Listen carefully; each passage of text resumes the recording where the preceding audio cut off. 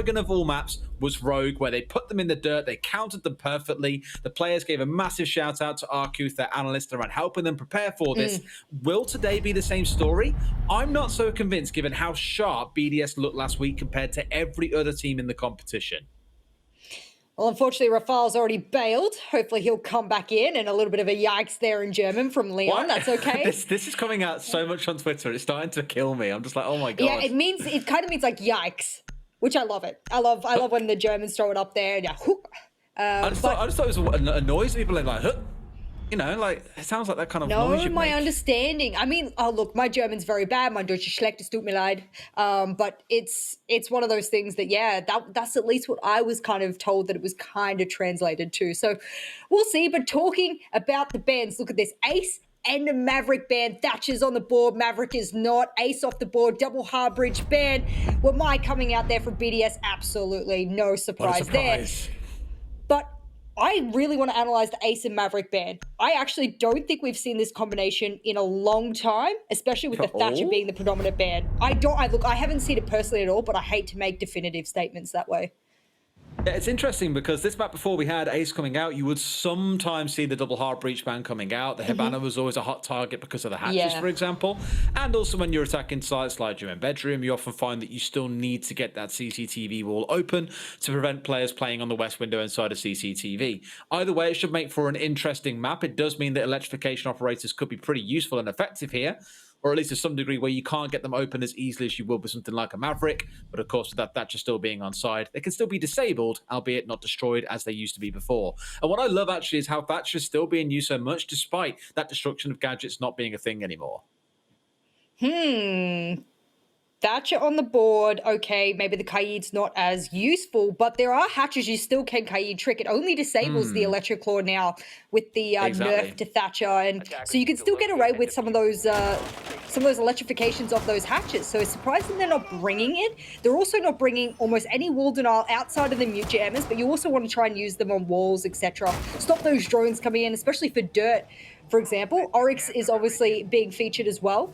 I don't think that'll be used so much to roam around the map. He might try and use that early on, but I'm not entirely sure. And actually, yeah, as I say that, there is rotates going on upstairs. They're actually doing a complete roam. There you go. No castle in here, so it's not really the SSG roam. They're putting their own flair on this, and well, maybe that might actually help BDS, because if you look at the amount of times that they've been able to win, actually, no, their most successful attacking site is Church and Arsenal. So this looks good for BDS if stats are anything to read into. If they are, and it's a mix of stats and the actual what actually bloody happens rather than just a tick in a box sometimes that we love to see onto. And this kind of setup is definitely unique. As you mentioned, the castle something we'd see an awful lot. The vigil will be brought alongside this sort of comp as well. Here, what you do lack by not having the castle or the vigil on side is the ground floor protection. You can't castle up the doorways. You can't castle up the entryway into the actual building itself the way that teams normally would. So it means that you can stick someone as an attacker on the main doorway and look to watch the hatching construction where these defenders will drop through when it comes round for the rotate back down. By the looks of it, though, it's just Corey hanging upstairs. You've got Leon on the Oryx and you've got the Mute playing just below. So maybe there's a little bit of shared support here, but not in the way that we are used to. Very curious to see if Leon's going to go springing up hatches a little bit later on, but we'll see how much time Corey can waste first. Well, Corey's on the Mozzie, and now that you got the 1.5 on the Brony, you've also got angled grip on it. It's a nasty weapon if you can hit some heads with it.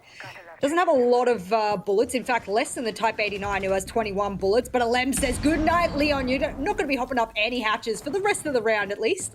Maybe in future matchups or rather future rounds if he decides to run it. And that scared Rogue exponentially. They've all just flooded back to side and said, nope, we're not dealing with the Lems. He's popping off. They've either turn around and scream, nope, I'm out. Nope. Straight back to the site. And yeah, they've kept themselves alive, but it has wasted a bit of time here. About 90 seconds if you're being generous. Looking towards Renshiro, just taking over the top of the hatch area, and you've got Rafal on the top floor too. They've committed a little bit of utility upstairs. Did keep more drones alive than I would have expected them to, given you're coming up against the Mute and the Mozzie. So in this spot, I don't think they're really too bad off, I guess. You've still got the information, sure, some utility is down, a bit of time is down, but still plenty to play with here. And from watching BDS last week, they have absolutely zero issues executing in the dying 30 seconds of a round. That's a good hit there onto a Lems. He was low HP, so not a surprise, but oh, good trade back. It did happen within the first 10 seconds, so you can classify that as a trade. And Renshiro will clap back. That's his second EMP as well, been counting them because, well, they've really only got a mute jammer on the triple wall to contend with on that church wall. So if they want to get that wall open as well, they'll get it open, and the hatches are free. So this is looking good for BDS. They may just have to start speeding things up. They've only really been able to pick 2 of those operators. Did he just shoot off a C4, or was that something else? That a prox alarm? That was a prox alarm. I'm hoping it wasn't a C4. Okay, good. No. Don't worry, prox alarm, promise.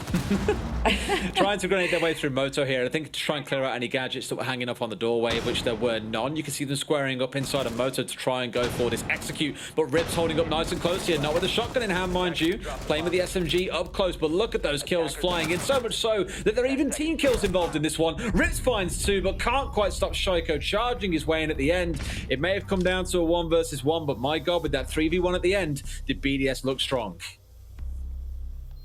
Didn't you say to me, and this was all the way back in stage 1, I think, but you said to me that Rips had like the highest 1vx or something to that effect back then anyway. So I really feel like, that he's showing that his 1vx clutch situations is where he thrives. He almost had that. I reckon if he had an extra second to be able to reload that SMG and know exactly where the Habana was pushing from, we could have seen maybe a 1v3 clutch there, but not to be. And that kill feed was lighting up in the end there when BDS did decide to move on to side. It really just came down to that church presence. That was the only thing stopping them.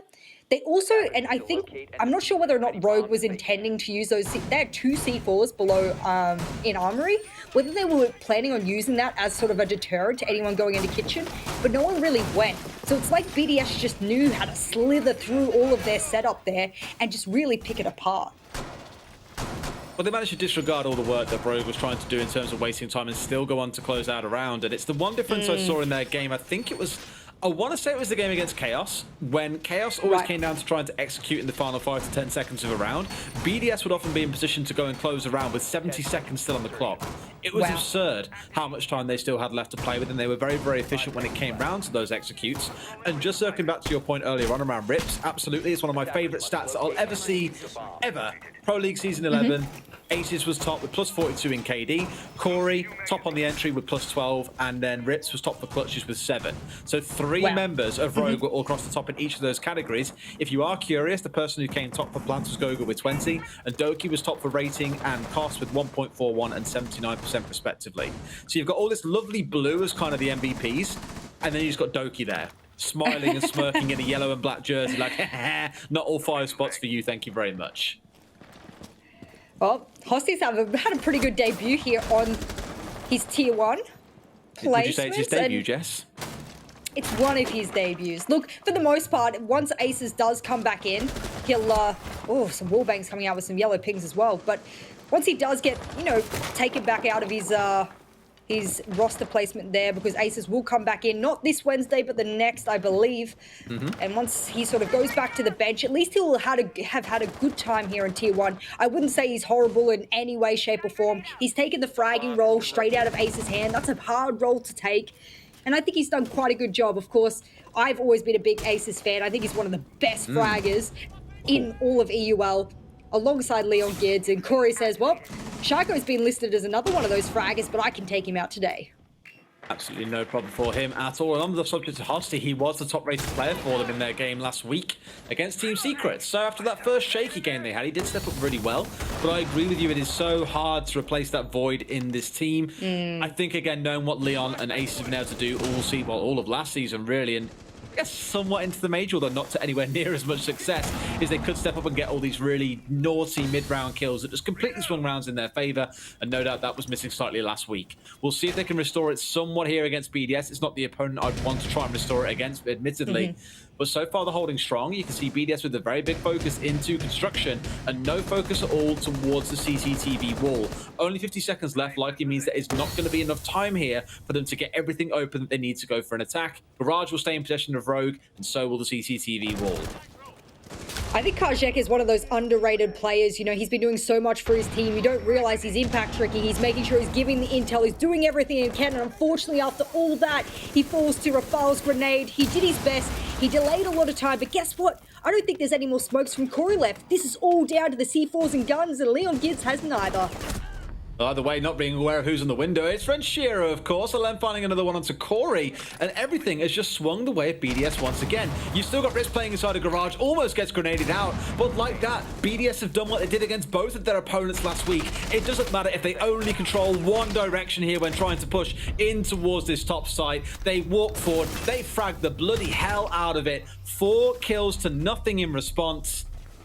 This is exactly the kind of gun skill domination we saw from the French team last week. It doesn't look like it's let up over the weekend at all, Jess.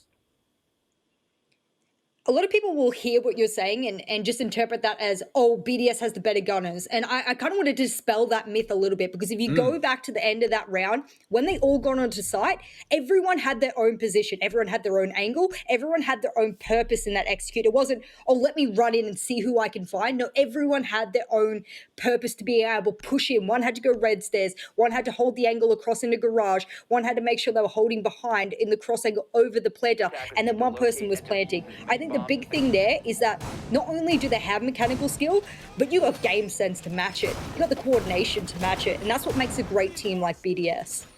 I think it's fair to say at this level, you couldn't be 5 ranked gunners and just run around fragging everyone out. It's never going to work like that. You'll get traded out. You'll have cross angles held on you. Absolutely.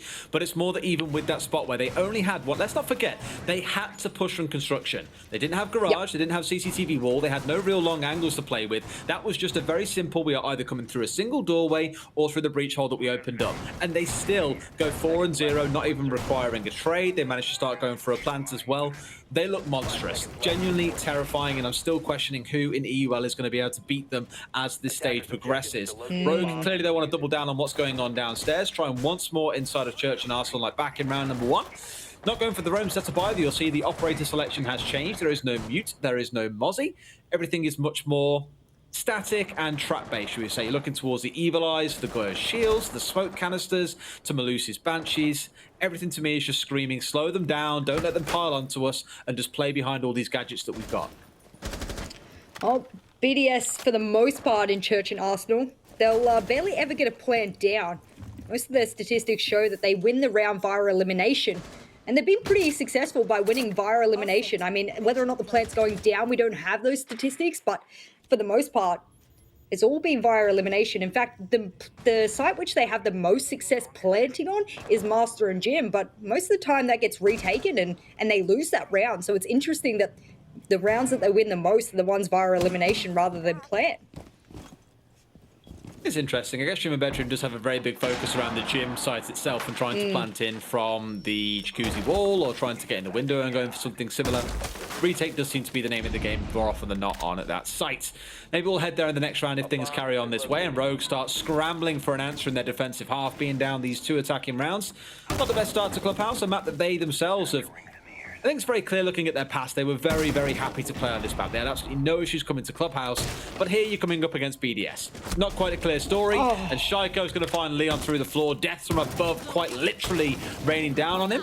And no, I think actually the Malusi may have even playing with impacts there, which would have been their denial. Yeah. That's just not going to happen here. I'm wondering whether he had a C4 or impacts. Either way, his job was to do one thing, whether or not he had either a C4 or an impact, and he didn't do either. So whether or not our beautiful observer can get an extended view, not that we would see. No, now that he's dead, we won't be able to see that, but that's okay. And Shaiko will cook the ADS down the end of the hallway. They want to get rid of that shield, and they have a minute left to do it. Impact tricks yet again. Got to be from Kajeko. Actually, no, it doesn't. It might be from Rips this time. He's on the maestro, and now they'll keep that wall closed for the most part. Brede is down, and Kajeko claps back, and now 40 seconds left. There's a lot of time, but Corey's spitting out these smoke babes early yet again. Attackers have recovered. Got to come out early just to try and keep the pressure at bay, it feels like, from the side of BDS, who are relentless. Making sure at all times there is pressure being applied, whether it's onto Leon from above or down the main stairs onto Church Wall, or Alem looking to snake his way in down blue. There is always something to keep them occupied. And you can see here how Hosty is thinking about going out for this swing. He knows that Alem, no doubt, is pushing down, so much so that he's laid down on the ground. And there we go. He gets the kill onto Renshiro, of all people. So Alem's still around, but Shaiko's going to catch Hosty out. That's that trade coming through. A third comes through in this round for Shaiko. Alem finds another. Shaiko gets the 4th. Man, that is the domination that we missed from him so often last stage. just to have that game sense, because there's no way he had cameras on all of those angles. But to know, okay, one was in blue, blue peeked me, blue dead, no problem. Someone else is going to be church and they'll have to swing to deny, dead. Someone else might be playing moto because none of us took control of it, dead. I mean, I don't know. I just love watching high tier players play at that level. The game sense, the intricate cognitive athletes that these guys are, it's brilliant to be able to see it and live as well. So, and it's a privilege to be able to commentate over the top of it. So, brilliant first 3 rounds here from BDS. Interestingly enough, I don't have their statistics here on Clubhouse as to whether they're more attacking or defending sided as a team, but I'll be able to get those in a few moments for you whilst we get this set up underway. Shall indeed. Heading to gym bedroom, the site we spoke about halfway through the last round and expected we might head to next. This is the one that you alluded to, Jess, where they're very good at getting the plant down, but very not so good at actually keeping it down. There's always a diffuser that comes through, the retake tends to swing in. So I guess if you're looking at things on paper, this is the round that Rogue should be able to win. Ironically, given it is not one of the most popular, you'd assume the defenders wouldn't do so well. If they lose this round, that is a 4-0 attack to BDS on Clubhouse. That is not an outcome or a result that you want heading towards the second half, because even if it ends 4-2, that has still been one hell of a slap in. Oh no, okay, I just went and checked Rogue statistics here on Clubhouse. They are almost 90% a defensive-sided team here on Clubhouse. That's huge. That means their attacks on Clubhouse are bad. Dare I say any other adjective for that, but like bad. So this does not bode well, Des. I'm really worried coming into the second half.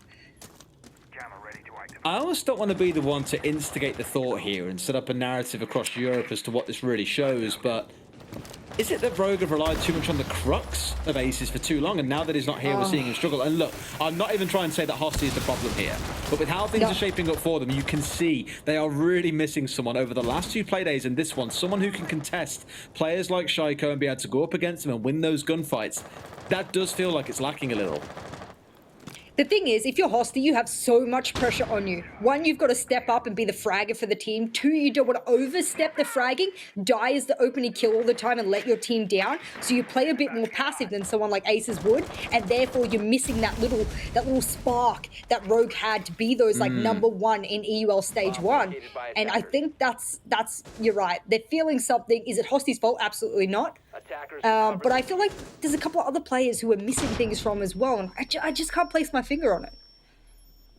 It is tough. It is tough. Lacking the bites they had previously.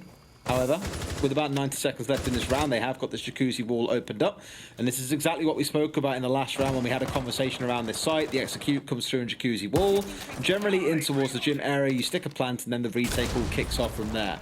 Right now, the focus appears to be on trying to get their way inside of the bathroom by trying to open the wall up. Shan't be opened up just yet, but they'll give it another swing, another crack of the whip and see if they can get themselves inside. Most have been removed. Only 1 left standing here, so that probably means this wall is not going to get opened up in the way that they want outside of this smallest hole you could possibly hope for. But is that going to be enough to give them the coverage they want to actually try and look for an execute in towards the gym? Looks like maybe the answer is yes. Tries to impact Nate, but impacts himself. Garjeka, not quite able to get it through the hole, will mean that now that this lower part is open, he is under great threat by playing inside here. Sees one swing out, almost goes down himself. He's going to have to sprint across to the other corner to keep himself alive. It's almost as if Kajeka's sole role here on defense is to impact trick everything. Unfortunately, he keeps losing his life after doing the Lord's work because he does as best he can with those impact tricks. He keeps it close for as long as possible. We've got, less than 30 seconds left. Rafale throws a grenade in, finally ends Kajeka's life, but they've wasted a lot of time, and surely Rogue can hold off here and get their first round. Well, the opening kill came at 30 seconds into the round, so if it's going to happen at any point for Rogue, it needs to be now. But Alem finds a second from the window. That's the second time he's swung around and done this. And then Shaiko steps in, finds yet another, despite being down on almost no HP the entirety of the round. The plank goes down, Jess. You know how the stats go, but it's not going to be the same stage. They say there is no repeat of stats here. BDS take a 4th attacking round in a row. Rogue, you've got to dig deep here, boys. You've got to find something from somewhere, or this could cascade very quickly towards being a 7-0 to BDS. Well, I was right. BDS love to plant on the gym bedroom side. This time, they hold off on the retake. But you're right. This looks so horrific here for Rogue. And the reason that I'm feeling so bad on the inside is because Rogue Stage 1 compared to Rogue Stage 2 is a nightmare to look at statistically. You're looking on paper and you're comparing both of the stages and you go, what is going on? What am I reading here? Did they change everything? Well, not really. I mean, they've still got almost all of the same roster doing almost all of the same roles. Nothing really here has changed for Rogue except for Hosty. And let's be frank, if we go back on all of the stats, especially if we look at game by game, Aces didn't have that much of an impact every single game that they won, that it could have just been down to one player. It's impossible. So there was, I don't know. There were a good number of games where Aces didn't contribute an awful lot last season, but it was more the kind of flex it gave between him and Leon. And speaking of Leon, a player that we have to raise, because last week he was the standout player for them across both of their games. Maybe a little bit aggressive against Secret and getting himself snagged out, but then in the previous game when they played against Empire, he was the only positive player for the whole team. Like, that, he was the only one putting up any kind of game, it felt like, on Consulate. And he has constantly been the shining star, but in this game here, he has yet to find a single kill. He has been the opening death twice, with not a single kill to his name. Rough game here for Leon. Unfortunately, no one else has stepped up in his stead. Do you want to correct that name and just replace Leon with Rogue? Tough game here for both Leon and Rogue. Looks like BDS is able to walk all over them. Walk in the park here for them. We'll see how that changes in the half. If BDS wins this round, they could be really confident going into the second round, but they can't play that way. They can't play like it's going to be a walk in the park because anything could swing. We saw last round that had it been able to deny Brede on the plant, that would have been a completely different round, but it wasn't. So, as we walk into this particular round, we'll see whether or not CCTV is something that Rogue is able to, I guess, put up on the board here. I mean, look, I know we can't look to stats here, but if I'm looking at the stats, this is the most, one of the most played sites by them, and well, it looks pretty damn good for them. So I'm not entirely sure what it is that's stopping them. What worries me is how this played out last time, if you remember. Like, BDS just gave up entirely on CCTV wall. Shaiko, I believe, was the opening death on the Habana. They were like, okay, it's 4 versus 5. It is what it is. They didn't bother taking Garage. They didn't take the CCTV wall. They just straight went for trying to push in through construction in a 4 versus 4 and didn't lose a single person, was killing 4 on the other side. Now, it might not be so clear-cut here. I don't think that's time. He hasn't opened up the hole at the top. No one has shot it out. That's your only job, bro. You've been so good at it. Oh, what a shame. Oh, that's opened so early as well, Des. This is a nightmare. Things have just been going downhill. The domino effect for Rogue this game has been horrific. It's been a nightmare for them. Well, think about the mental impact it has. It's almost like the chaos as well, where things just seem to keep on going from bad to worse and no massive signs of recovery. You're just not quite getting there when it feels like you're so close. It is frustrating, and that there is a small, simple mistake as well. It's nothing massive, but by keeping that wall closed up, you can't impact trick over. It gives BDS so much more time to operate with. And look at this, 45 seconds left on the clock, and they're rushing into the site. They know one's offside. They yellow ping there onto Leon Gibbs, who was trying to flank. Unfortunately, I can't particularly see the games, and I believe we are jumping back in as I speak. And yep, well, that round went into the hands of BDS. And if this is a 7-0 here, Des, what can we say after this game? What do you think this means for Rogue, and what do you think this means for BDS as well? Look, this is about to be the first week in history. I'm about to go 3-0 on predictions. And this game, looking at them, I know, right? Looking at this game, this was the one on paper that I think we all sat there and said, okay, look, what's the storyline here? What can we talk about for Rogue that presents itself as an exciting opportunity? Can they be that speed bump a second stage in a row against BDS? We all saw how Rogue played last week. We all saw how BDS played. We know what that was going to lead to. My concern now is that less so BDS. We already know they're strong. It's Rogue going forwards. The teams they've got to come up against yet, you know, they've struggled in their first 3 games. They've struggled to really compose themselves in a way that suggests that they can achieve what they did last stage, because now you've got Secret, who are sat on 9 points in first place, Rogue, who are about to be sat right dead bottom on 0 points. What a flip that has been compared to last stage. flipping the leaderboard upside down. That's BDS's goal here, and it looks like Rogue, well, they're unfortunately falling straight into that trap. A good drone was able to spot out Leon Gids, and, well, he's going to get some shots out onto a Lems. Renshiro went down early, and I did manage to miss that kill, so if you can fill me in after my little spiel here, that'd be great, but this sort of extended roam. A free snag, I think, onto Renshiro, which removes the Thatcher. It's not world-ending in this round because the hatch had already been opened up by the defenders to let them go diving in if they really wanted to. The one hatch you're obviously concerned about here is the one inside a kitchen. Now, there's no way it can be denied. There's no need really to make use of the Thatchers here. I guess the one thing you do have to be wary of is the fact there might be a couple of mute jammers down on Church Wall, which you now can't get open very easily. Well, Leon hasn't been able to make good work of those hatches there with that particular operator. Oryx, that's what he's known for. You can look at that. Ooh. Impacts do fly up this time, and that's a bad flash, but Shaiko, but that's okay. He gets it the third time round, and C4's rating up as well. How did Rafale miss that one? It's almost like he just used his feet to block it, and he'll use his gun to snap it out, and that's Kaljeka off the board. That's the impacts out of the way as well. And now they get that kitchen hatch open, and look, they've made good work of all the floor as well. That's why they've got the sledge. Husty, he's been having a pretty good game, if you ask me. He's been a big hitter for Rogue, and he'll be a big hitter as well. Leon finally gets that kill that is ever so needed. And it's up to the Clutch Master, one of the highest rated players for Stage 1 here on Brit A, to clutch this one out. He's got 20 seconds left. He'll have to hit 3 really good kills in order to get this round in the hands of BDS. I don't think we're going to see a 7-0 anymore. One of the lowest death players as well, mind you. I think here his death is going to be all but guaranteed unless he can keep himself alive to see the clock hit 0. Notices one in the doorway, finds him inside a blue. Does he know where the next one is? Answer turns out to be no. Going to have to try and stick a plant here, but Leon and Corey are coming sprinting in. Surely they know where he is. Indeed they do. Corey collects that one, and for Rogue, it will not be total embarrassment. Today they do collect a single round. But a single round, yes, I still think seeing a 7-1 on the board, everyone will look back at that and remember just how dominant BDS were in this first half. Maybe if you looked at this and go, okay, well, maybe they got slapped on the defense. Maybe when BDS were defending, they just beat the hell out of Rogue and Rogue couldn't find anything. The scary thing is it was the reverse. And now we go on to BDS playing on defense. This could be a very quick couple of rounds.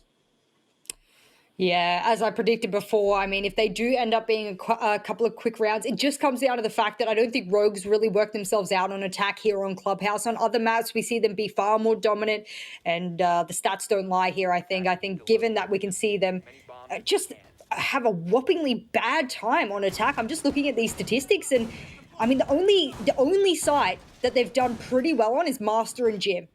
And if they win the next 2 sites, let's say they go CCTV and then they go to the next site, which is generally Church and Arsenal downstairs, we won't even see Gym Bedroom. That's it. The game's over. GG. So if they wanted to get to the site that they're most fluent at, then they better win this next round in order to force it. But they'll probably just keep going CCTV and Arsenal. Pretty mortifying when you think about it. You haven't even got to get your offsite tested. You just play your 2 standard ones and be very, very safe in the knowledge that you can win those. It's crazy. In fact, can we get the... I think it's Easy we've got observing for us this week, right? Easy, spin around 3 times if it's you. Yeah, it's Easy. I love it. Okay, that's enough. You make me dizzy, my man. Can we check the leaderboard again, please, so I can just see how many kills Rogue have collected across 6 rounds? Okay, it's not woeful. 14 kills they've got themselves so far, and 6 of those sit on Hosty right now. So it's not as bad as it was. I remember back in like round 4 or round 5, I think they got 6 across like 4 rounds, and I was like, man, this is bad.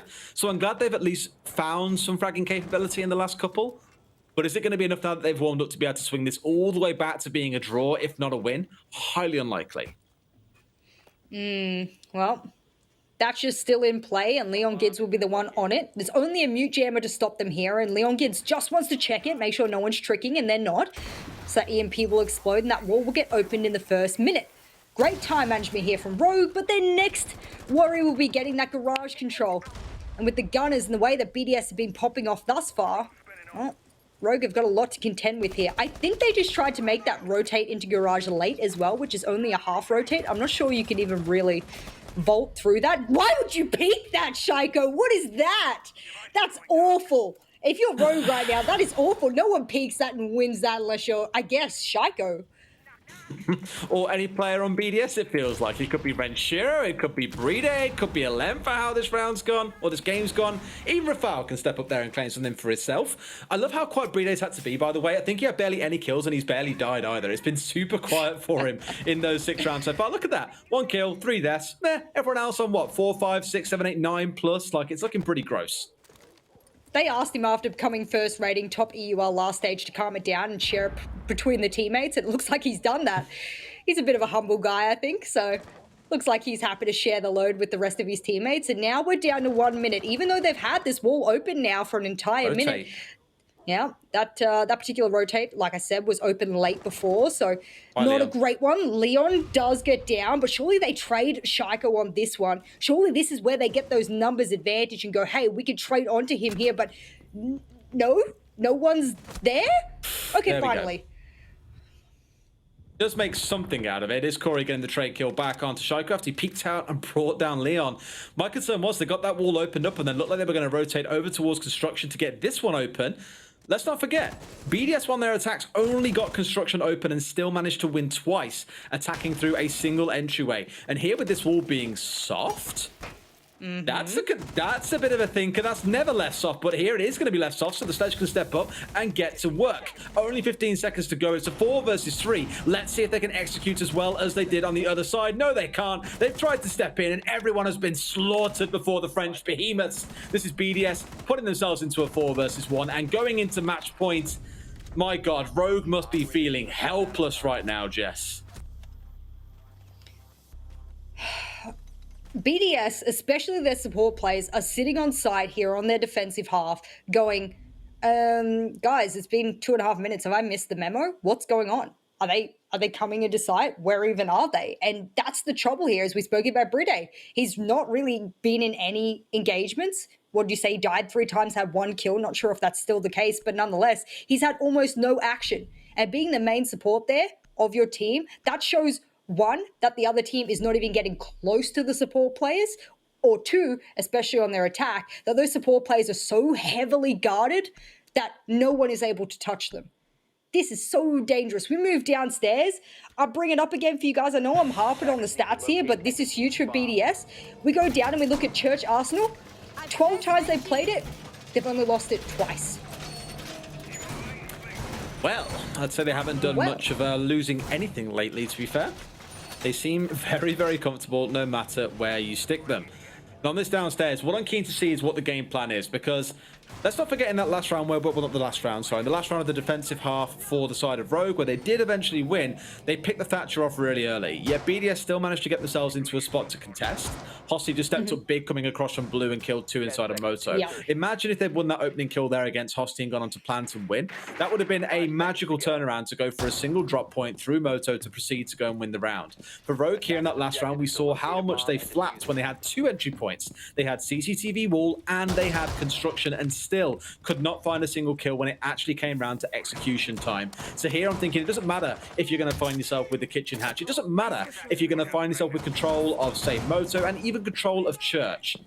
They need to do more. They've got to come up with something magical here if they're going to take this round away and keep the dream alive. But personally, I think chat knows exactly where we expect this round to go. Red pings? What is this? Red pings? This is an indicator that someone's pushing almost. Oh my God, Leon Gids stands up. You said they need something different. Well, Leon Gids says, get in the bin, and bin they get. 2 opening kills to walk down and collect 2 like that. That is a massive swing for them. It's the Goyo gun, which probably denies the C4, and potentially the impact nades coming out of the Malusi. So they have the ability to get these hatches open in quick time here and proceed in towards going for the execution. There should be absolutely nothing for them to worry about here. Jess, there's still 2 minutes on the clock. It isn't like this has happened at the 1 minute mark remaining. This happened off Leon sprinting his way down the main stairs and collecting 2 kills when BDS didn't have a clue what was coming at them. I mean, when you're red pinged, especially consistently now that ping 2.0 exists, that's why they weren't shooting the drone, because they knew someone had to be behind. That's the only reason you would red ping so viciously over and over again. And they still lost. So that was awesome. That was big there from Leon. He's going to be happy walking away with that. If they lose this round, it's definitely not on the back of Leon. He absolutely had his impact. He used his EMPs. He did everything he needed to do. This has got to be a round here for Rogue. This has got to put them in a positive momentum, bring them back into the game. Look at the drones. They've got 2 left alive and 1 minute and 15 still to go. And we all know that information wins games, ladies and gents. I'm not so confident here that they have enough on side to actually know where these final few members of BDS are playing. Not going to stop Leon from just walking his way forward and collecting yet another kill in this round. This is how you drag your team over the finish line in the style that we know Rogue can do. Now into a 1 versus 4. It's down to BDS. Clutch your bust, my man. You've been in one of these before. Does get a double kill. Going to swing around and try and find a next. Gets the next down as well. Can he collect the 4th? If he collects the 4th, this could be huge for them. Goes for the shotgun play, but gets it. No way has he got a quadra kill. There's 1 remaining. It's BDS, MVP of last stage against Hosty. Newbie coming in, a rookie that has had a good couple of games, but it all lands on him here. He will find the kill. BDS coming so close, but Hosty steps up and keeps Rogue's dreams alive. We said Hosty had a great game so far, and well, after all the work that Leon did, that triple kill, getting them access to side and then assisting and getting the plant down, BDS, he's an amazing player. Almost pulling that clutch together in a way that, I mean, we don't see many players do before. We've seen Rips do it, and he's on the, he's on the opposing team. So we've got 2 clutch masters going head to head. But my goodness, something I wanted to bring up before after getting absolutely carried away with that particular round. I almost gasped over your play-by-play tenfold there. But I want to point out that BDS have been bringing the Melusi. Now, we've seen a pretty high pick rate. Once the stats do come out from CGG and our production can throw it up in one of the play days, we absolutely will, and we can analyze it for you. Melusi's been brought almost all the time. But guess which team has not really been bringing it? Rogue, against the team that I argue they should bring it against, BDS. Because why? BDS are being too fast, they're being too powerful, and they're being too overwhelming. And a Melusi would really help with that. To give them some credit, they have been bringing it all of this map in particular. Maybe that is part of that adaptation and acceptance of, well, 1, we got to slow them down, and 2, we need to bring along those impacts. When they tried to contest with the impacts, mind you, they were stepping underneath where the Habana Excaros were going off. What happens? Get shot through the floor by Shaiko. It's kind of sod's law. You're damned if you do, you're damned if you don't. Things didn't work out so well for them in that half, and that's why if you're only just joining us, you're finding that, not unsurprisingly, BDS are sat at 6 and 2. But that clutch almost from BDS there, I think it's worth a shout out again, because when he came into the team, everyone was like, oh, it's a smoke god, he's a god with the SMG, and I was like, all right then, let's see it happen. And then he steps up and starts murdering everyone with an SMG, and to see it come back to life again here in stage 2 in that round just a second ago, even if it didn't result in a round win, it's still a thing of beauty to see BDS running around with an SMG.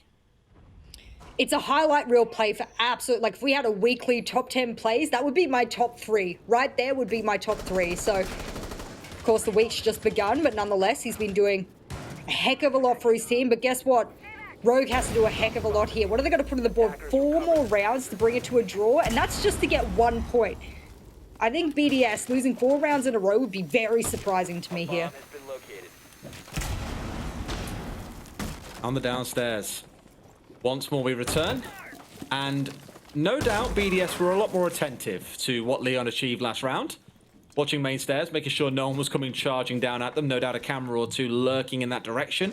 Given you have the Maestro and the Valkyrie on side, that's a lot of information collection. So rather than trying to play for the big denial game here, although they do have the Melusi and the smoke for that, it feels like the bigger focus is most definitely on knowing where Rogue are coming from and probably looking to try and frag out as they go for their executes. Oh, I like that Valkyrie cam. That's a little bit of a nifty one. Also very hard to destroy with those really thin and very closely aligned bars.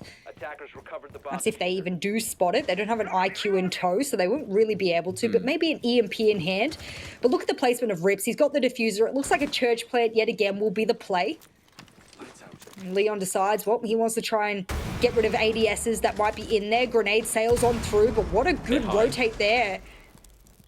Yeah, it did bounce on one of the chairs possibly and get caught, but I think it was aimed for Shaiko, but he does have an ADS or 2 behind that little generator spot there, so it probably wouldn't have done much.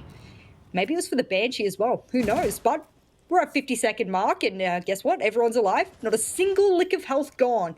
Both teams knowing what's on the line here. Renshiro kick things off on a Leon Gid, and when I say kick things off, I mean kick it off in good style.